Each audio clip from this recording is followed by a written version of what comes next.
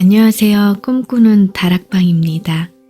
오늘은 유대인 엄마는 회복 탄력성부터 키운다의 일부를 읽어드리겠습니다. 저자는 유대인 이민 가정 출신으로 중국에서 태어났지만 남편과 이혼한 후 세 아이와 함께 고향인 이스라엘로 돌아오게 됩니다. 이스라엘에서 헌신하는 동양인 엄마였던 그녀는 냉정한 유대인 엄마로 바뀌었고 덕분에 세 자녀 모두 세계적인 리더로 성장할 수 있었으며 그런 과정을 담은 책입니다. 그럼 꿈꾸는 다락방과 함께 힐링되는 시간을 가져보세요. 첫 번째, 아이 가장 훌륭한 친구가 되어줘라. 사회적으로는 성공했지만 자녀 교육에는 그리 성공하지 못한 부모들이 적지 않다. 그런데 자녀 교육의 성공 여부를 평가하는 가장 중요한 잣대는 아이들이 행복한가, 주변 사람들과 잘 어울려 지내는가, 부모와 자녀의 관계가 화목한가에 있다. 부모가 아이의 행복보다 자신의 체면을 더 중요하게 여기고 있지는 않은가? 아이의 친구 수보다 시험 점수를 더 중요하게 여기고 있지는 않은가? 부모가 아이의 행복에 관심을 쏟지 않으면 부모와 자녀 사이에 벽이 생기고 아이가 부모에게 반항심을 갖게 되며 다 자란 뒤에도 부모와 아이 사이에 대화가 없고 서먹해진다. 자녀와의 관계를 원만하게 유지하기 위해서는 기술이 필요하다. 많은 부모들이 아이 성적에만 관심을 가질 뿐 아이의 감정을 헤아리려 하지 않는다. 그럴수록 아이는 점점 더 부모의 말을 듣지 않고 부모는 아이를 다루기가 점점 힘들어진다고 푸념한다. 아이가 사춘기로 접어들면 아이를 가르치는 일보다 원만한 관계를 유지하는 일이 더 중요해진다. 아이와 잘 지낼 수 있는가가 교육의 성패를 좌우한다고 해도 과언이 아니다. 연구에 따르면 12세 이전에 부모와 친밀한 애착을 형성하지 못한 아이는 평생 동안 안정과 행복감을 느끼지 못할 가능성이 크다고 한다. 특히 6세 이전에 부모가 적극적으로 아이와 시간을 함께 보내지 않으면 부모와 자녀 사이에 충분한 신뢰와 애착이 생기기 힘들다. 부모와 자녀의 친밀한 관계 형성이 아이의 성장에 얼마나 중요한지는 길게 말할 필요도 없다. 자녀와의 관계가 너무 가까우면 과잉 보호를 하게 되고 아이 앞에서 부모의 위험을 세울 수 없을까봐 걱정하는 부모들이 많다. 하지만 오히려 강압적인 부모 때문에 아이가 주눅이 들거나 문제를 일으키는 경우가 더 많다. 엄마가 너무 엄하고 강압적인 탓에 아이의 성격 형성이 제대로 이루어지지 못하고 아이가 성인이 된 후에도 엄마의 통제를 벗어나지 못하는 것이다. 자녀에게 매우 엄격한 아빠가 있었다. 그는 아이가 작은 잘못을 해도 심하게 야단쳤고 한 번은 장난감을 사달라고 떼를 쓴다는 이유로 딸을 하루 종일 문 밖에 세워두었다가 날이 저문 뒤 아이가 우느라 목이 다 쉬어버리고 나서야 문을 열어주었다. 그 후 딸은 다시는 무엇을 사달라고 떼를 쓰지 않았다. 아이 아빠는 툭하면 사람들에게 이 일을 자랑 삼아 이야기하며 자신의 훈육 기술이 훌륭하다고 자부했다. 하지만 나는 그에게 이렇게 말했다. 딸이 불쌍하군요. 이렇게 막무가내인 아빠 밑에서 자라다니 말이에요. 그렇게 기르면 아이는 적극적이고 주도적인 성격으로 자랄 수 없어요. 당신 역시 불쌍해요. 딸이 갖고 싶은 걸 사달라고 조르지 않는 건 아빠가 무섭기 때문이지 아빠를 존중하거나 아빠의 말을 인정하기 때문이 아니랍니다. 원래 아이들은 마음에 드는 것을 사달라고 조르는 법이다. 내 아이들도 물론 예외가 아니었다. 나도 아이들이 요구를 모두 들어주진 않았다. 그것이 앞으로 아이들이 인생에 더 도움이 될 것이라고 믿었기 때문이다. 하지만 아이들이 요구를 강압적인 방식으로 묵살하지는 않았다. 나는 떼쓰는 아이를 그 자리에서 잘 달랜 뒤 집에 돌아와서 다시 차근차근 설명했다. 그리고 적당한 때에 아이가 갖고 싶어 했던 것을 선물로 사주었다. 나의 사랑과 축복을 전하는 편지나 작은 카드를 함께 덧붙여서 말이다.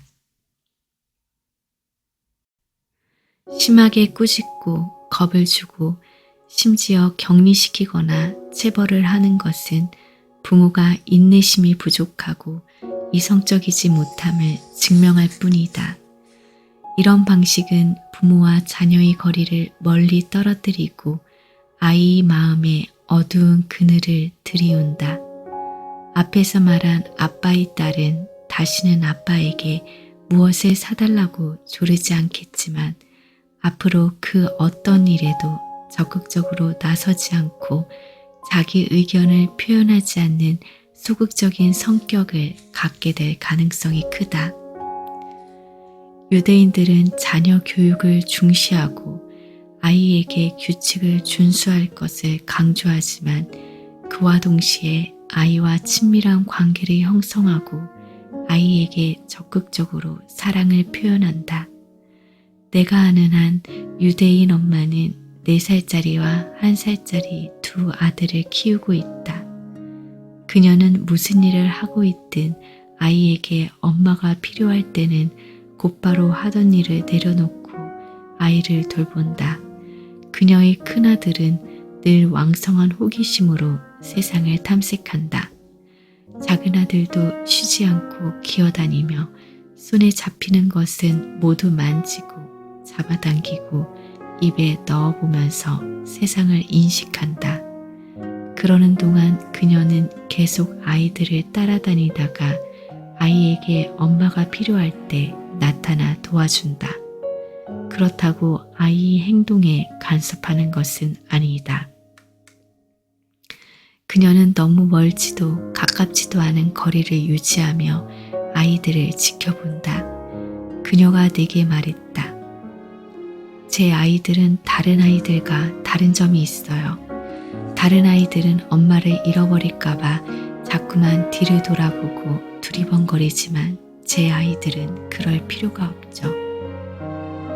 엄마가 자기 뒤에 있는지 확인하려고 자꾸만 뒤를 돌아보는 아이들은 멀리 달릴 수 없고 용감하게 앞으로 나아가지도 못한다.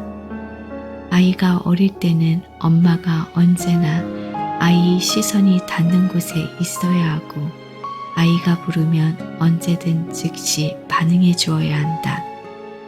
아이가 자라서 활동 범위가 넓어졌을 때도 아이가 필요할 때면 언제든 쉽게 엄마를 찾을 수 있도록 엄마는 물리적으로든 정서적으로든 아이와 가까운 곳에 있어야 한다. 아이가 더 이상 엄마의 보호를 필요로 하지 않을 정도로 자랄 때까지 엄마가 이 점을 꼭 지켜야 한다. 부모와 자녀의 친밀한 관계는 잠재적이지만 매우 중요하다. 심리학자들이 연구 결과에 따르면 아이들에게 나타나는 많은 문제는 부모와의 관계와 직접적인 관련이 있다. 부모는 아이를 가르치고 아이의 행동을 바로잡아 주기 전에 먼저 아이의 마음을 얻어야 한다. 자녀와 친밀한 관계를 형성할 수 있는지는 포지셔닝에서 결정된다.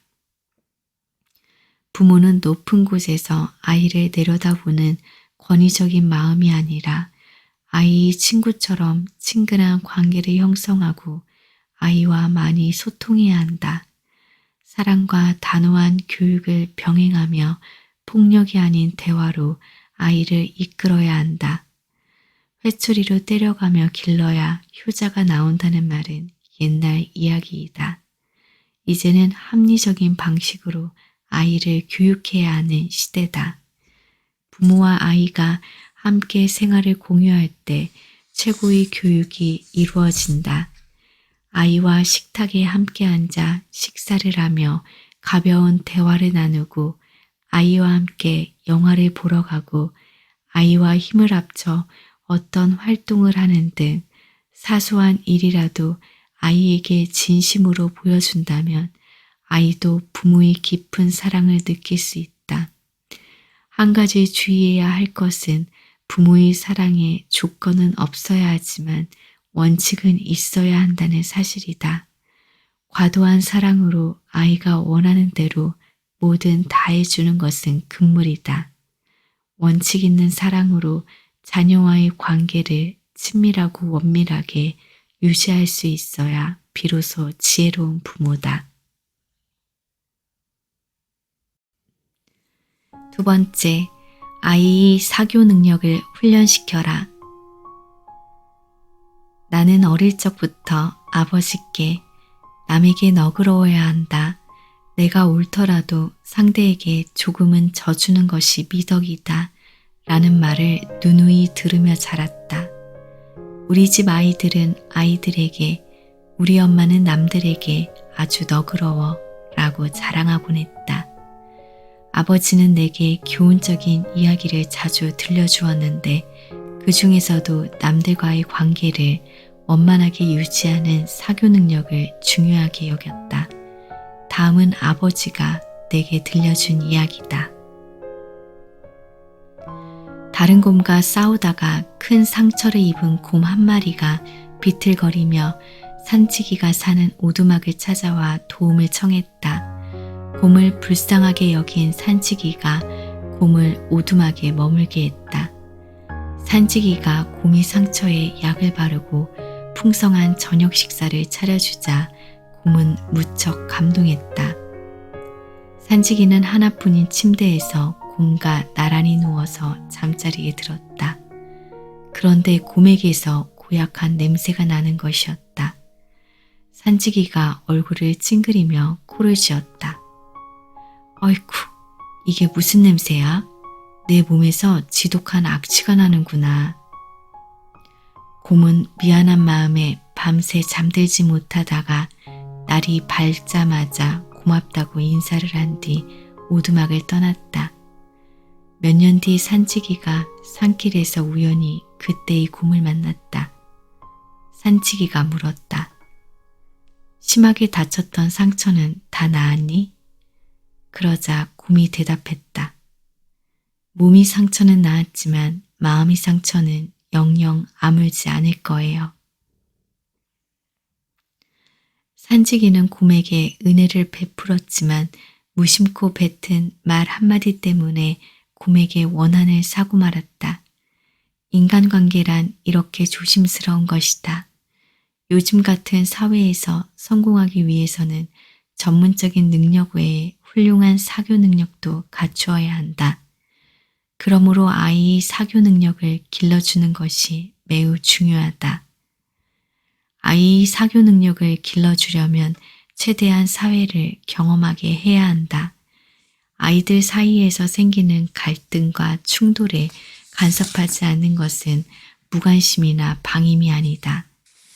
아이가 첫 번째로 사교적인 관계를 맺는 대상은 바로 부모다. 타인과 사귀고 교류하는 방법을 연습할 수 있는 첫 상대가 바로 부모인 셈이다. 아이는 부모가 타인을 대하는 방식과 타인과의 갈등을 해결하는 방식을 그대로 따라서 배우게 된다. 그런 점에서 보면 부모는 아이의 사교 능력을 훈련시키는 코치이자 교과서인 셈이다. 어릴 적 딸이 이스라엘에서 학교에 다닐 때 아이들에게 봉사심을 길러주는 수업이 있었다. 남을 위해 봉사할 줄 아는 것도 사교 능력 중 하나이기 때문이다. 각자의 집에 같은 반 친구들을 모두 초대하는 수업이었다. 딸 아이가 제일 먼저 아이들을 초대하게 되었다. 친구들이 집에 오자 딸 아이가 반갑게 맞이하며 친구들에게 슬리퍼를 내준 뒤 미리 준비해 놓은 과일 접시를 내다 주었다. 친구들과 과일을 다 먹고 난 뒤에는 자신이 장난감을 꺼내다가 친구들과 놀았다.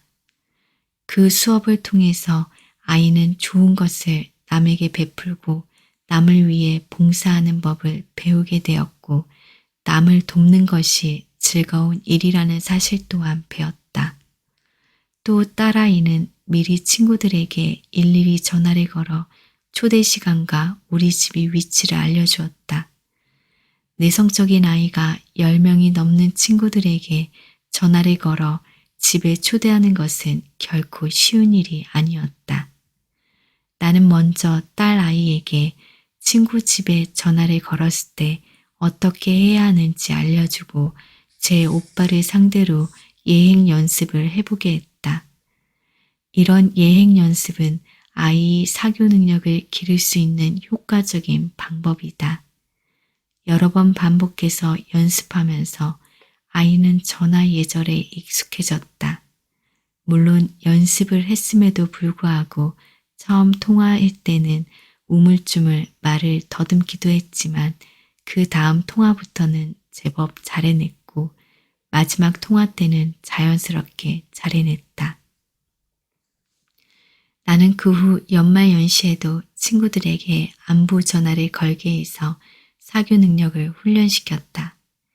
메이메이가 지금 명랑하고 자신감이 넘치고 친구들 사이에서 인기가 많은 것도 어릴 때부터 내가 소통 능력을 길러준 것과 무관하지 않다.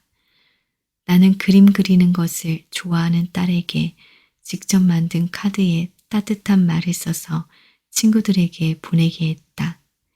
이런 것들이 모두 아이의 사교 능력을 기르는 첫걸음이다. 아이가 사교 활동에 적극적으로 참여하게 하려면 부모가 많은 노력을 해야 한다. 아이를 데리고 시장에 가서 일부러 아이에게 채소를 사보게 하고 사람이 많을 때는 줄을 서서 기다려보게도 해야 한다. 기다리는 동안 줄을 서지 않고 새치기를 하는 사람이 있으면 그를 반면 교사로 삼아 질서를 잘 지키도록 교육할 수 있고 또 속아서 잘못된 물건을 사면 그 경험을 통해 아이는 또 성장한다. 유대인들은 사교 능력을 매우 중요하게 여긴다. 사교 능력은 사회에 얼마나 잘 적응하는가를 결정하는 중요한 요인이기 때문이다. 샘이라는 소년이 있었다. 처음 알게 되었을 때 샘은 6살이었다. 엄마를 따라 처음 우리 집에 왔을 때 어린 꼬마가 자연스럽게 내게 손을 내밀어 악수를 하며 자기 소개를 했다. 그때 나는 무척 놀랐다. 그맘때 아이들은 주로 어른 뒤에 숨어 부끄러워하며 쭈뼛거리는 것이 보통인데 샘은 예의 바르고 의젓했다. 아이의 사교 능력을 길러주기 위해서는 아이를 자주 데리고 나가 세상을 구경하게 하고 많은 사람을 만나게 해주어야 한다. 또 단체 활동에 자주 참여시키고 아이를 데리고 남의 집을 방문하거나 친구를 집에 초대해 같이 놀게 해야 한다. 또래 손님이 오면 아이가 주인으로서 직접 응대하게 하고 주도적으로 소통하는 연습을 하게 하면 아이의 사교 능력은 물론이고 자신감도 길러줄 수 있다. 이스라엘로 이주한 후 나는 이웃들과 가깝게 지냈다. 이웃 아주머니가 내가 만들어준 파는 춥건을 좋아해서 내게 춘건과 상하이 음식 만드는 법을 배우기도 했다. 이화와 후이후이는 학교 후 집에 왔을 때 손님이 있으면 예의 바르게 인사를 하고 엄마의 말동무가 되어주셔서 감사합니다. 제스민 차를 드릴까요? 제가 차를 만들어 드릴게요. 라고 권하곤 했다. 제스민 차는 우리가 상하이에게 가지고 간 것이었다. 아이들이 직접 우려낸 차를 쟁반에 가지런히 담아서 가지고 나오면 보는 이들마다 아이들을 입이 마르게 칭찬했다. 내가 아이들을 교육할 때 가장 강조한 것 중 하나가 예절이다. 이스라엘에서는 집에 처음 온 손님에게 부모부터 아이까지 한 명도 빼놓지 않고 모든 가족을 소개하는 습관이 있다. 어린아이도 손님에게 자신을 소개하며 손을 내밀어 악수를 청한다.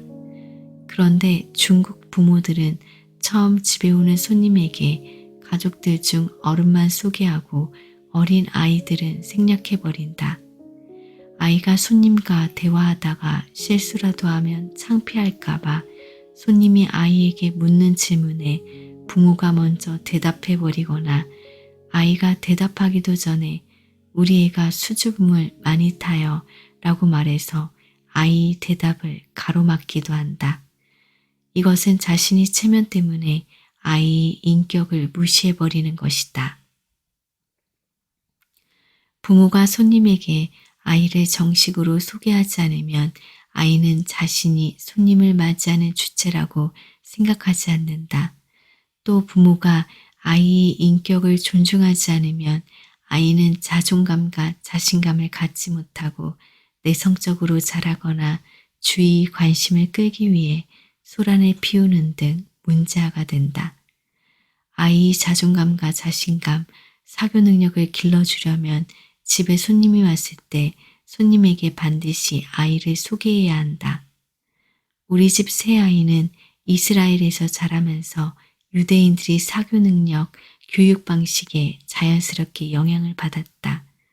특히 이스라엘에서 유년 시절을 보낸 딸아이는 나와 함께 있을 때는 자기 주장이 강하고 제멋대로인 듯 하지만 남들과 있을 때는 남을 각별히 배려한다. 메이메이는 활달하고 대범하며 감정을 중요하게 여기고 좋고 싫음이 분명한 성격이다. 보통 그런 성격은 남에게 미움을 사기 쉽지만 메이메이는 남을 배려할 줄 알기 때문에 인간관계가 매우 좋다. 특히 메이메이는 사람이나 일에 대한 통찰력이 뛰어나다. 어릴 적부터 받은 유대식 교육이 큰 역할을 했다고 생각한다. 메이메이가 누구를 만나든 상대를 정확히 판단하고 친구를 가려 사귈 줄 아는 것도 다양한 사교 활동을 통해 단련된 안목 덕분이다. 메이메이 나이가 어느 정도 되자 주위에서 남자친구를 소개해 주겠다는 사람들이 많았다.